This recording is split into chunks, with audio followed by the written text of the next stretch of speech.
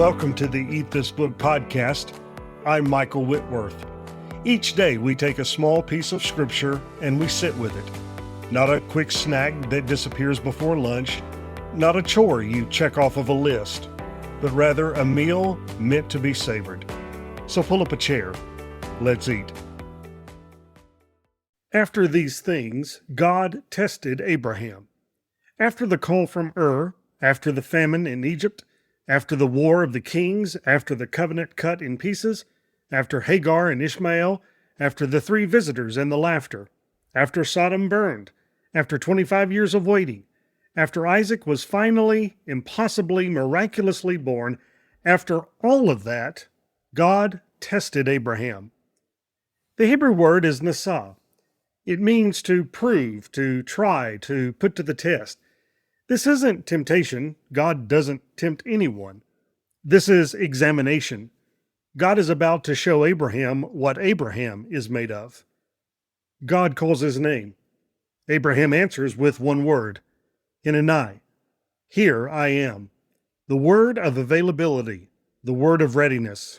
He'll say it twice more in this chapter, once to Isaac, once to the angel. Abraham doesn't know what's coming. He just knows God is speaking, and he answers. Then comes the command, and every word is chosen to maximize the weight. Take your son, God says, your only son, Isaac, whom you love. Go to the land of Moriah, and offer him there as a burnt offering. 4 descriptions, 4 twists of the knife. Your son, not a child or an offspring, the one who came from you, the one who carries your DNA, your name, your future. Abraham has waited his whole life for a son. He left everything in Ur for the promise of a son. He watched Sarah age past childbearing and still believed in a son. He held Isaac in his arms at 100 years old and wept with joy. Your only son. As if Ishmael doesn't count, and for the purposes of the covenant, he doesn't. Isaac is the child of promise. Isaac is the one through whom the nations will be blessed, the irreplaceable one, the one with no backup, the one you can't afford to lose. Isaac. God says his name. He could have stopped at your son or your only son, but he says the name. He makes it personal. He forces Abraham to picture the face, hear the voice, feel the weight of exactly who he's talking about. Isaac. Laughter. The boy whose name commemorates the absurdity of his birth. And then the phrase, whom you love. This is the first time the word love appears in the Bible. The first occurrence of love in Scripture is a father's love for his son, and it appears in the context of being asked to give that son up. God isn't pretending this is easy. He names the love. He acknowledges the attachment. He knows exactly what he's asking.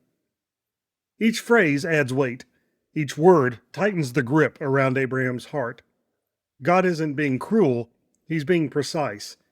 He wants Abraham to understand fully what's being asked. This isn't a test of whether Abraham can give up something small. This is a test of whether Abraham can give up everything. And then the destination. Go to the land of Moriah. Lek. Go. The same word from Genesis 12. Back then, the command was to leave his father's house and go to an unknown land. Now the command is to take his son and go to an unknown mountain. The call that started with leaving home ends with offering the child the home was supposed to produce. Moriah. Later, this will be identified with Jerusalem, the Temple Mount, the place where Solomon builds the house of God, the place where sacrifices will be offered for centuries, and even later, the region where another father will offer his only son. Geography matters in this story. The place Abraham is walking toward will echo forever. Offer him as a burnt offering, God says. The Hebrew word is olah, a whole burnt offering, the kind where nothing is kept back, the kind where the entire sacrifice goes up in smoke to God. God isn't asking for a piece of Isaac. He's asking for all of Isaac, completely consumed, nothing returned. And even now, God doesn't give complete information. He tells Abraham what to do, but not exactly where. Abraham will have to walk for 3 days, not knowing which peak is the destination.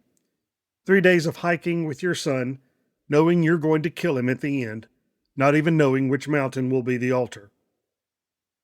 What must that night have been like? Abraham doesn't argue. He doesn't negotiate like he did for Sodom. He doesn't offer alternatives like he did with Ishmael. He doesn't even ask why. Did he sleep? Did he lie awake staring at the tent ceiling, listening to Isaac breathe? Did he wonder if he had misheard? Did he hope for a different instruction in the morning? The text doesn't say. It just says Abraham rose early in the morning. There's that word early again. When God told him to send away Ishmael, Abraham rose early. Now, when God tells him to sacrifice Isaac, Abraham rises early again. He doesn't procrastinate. He doesn't give himself time to talk himself out of it. He gets up and he starts walking toward the mountain. What was Abraham thinking? Hebrews 11 gives us a clue. He considered that God was able to raise him from the dead. Abraham believed in resurrection. He reasoned that if God had promised descendants through Isaac, and if God was now asking for Isaac's life, then God would have to raise Isaac from the dead. The math didn't work any other way. The promise required Isaac alive. The command required Isaac dead. The only solution was resurrection. This is faith at its most extreme. Abraham isn't blindly obeying without thinking. He's thinking deeply and concluding that God will figure it out. That the God who gave Isaac through a barren womb can give him back through a cold grave. He doesn't know how. He just knows who. But even that faith doesn't remove the horror. Abraham still has to bind his son, still has to lay him on wood, still has to raise the knife, still has to be willing to plunge it down. Faith in resurrection doesn't make the obedience easy. It makes it possible. But the walk up that mountain is still the hardest walk of Abraham's life. What does this passage reveal? Well, for one, God asks for our ultimate attachment. Whatever you love most, that's what God may ask for. Not because he's cruel, but because he knows that anything we love more than him becomes an idol. Even good things, even promised things, even children. Abraham had to learn that Isaac was a gift, not a possession, that the son belonged to God before he belonged to Abraham. God names what he's asking for. He didn't let Abraham pretend this was easy. Your son, your only son, whom you love. He made Abraham feel the full weight. When God asks hard things of us, he knows they're hard. He's not oblivious to the cost. He names it, he acknowledges it, and he asks anyway. Another thing in this story, the language points forward. Your son, your only son, whom you love. These words will echo centuries later. For God so loved the world that he gave his only son. What Abraham was asked to do, God actually did. Abraham raised the knife and was stopped. The Father in heaven didn't stop. The knife fell. The son died. The sacrifice was completed. And then, faith obeys before it understands. Abraham didn't know about the ram in the thicket. He didn't know God would intervene. He only knew the command and the promise, and he trusted that somehow both would stand.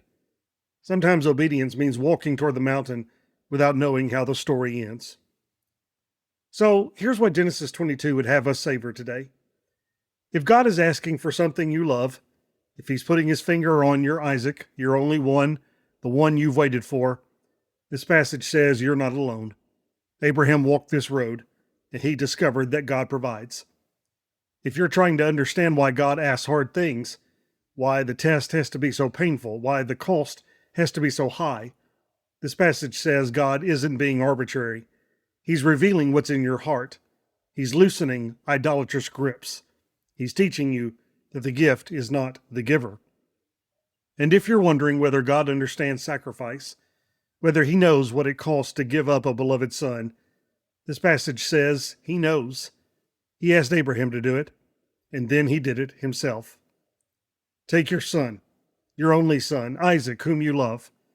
4 phrases, 4 weights on the scale. And Abraham rose early in the morning, and he went. Next time on Eat This Book, Isaac carries the wood, Abraham carries the knife, and on the mountain, the son asks the question that echoes through the rest of Scripture: where is the lamb? Join me again in Genesis 22 as faith speaks in the dark. God will provide, and we discover the answer. Thanks for reading with me. Until next time, may the Word dwell in you richly.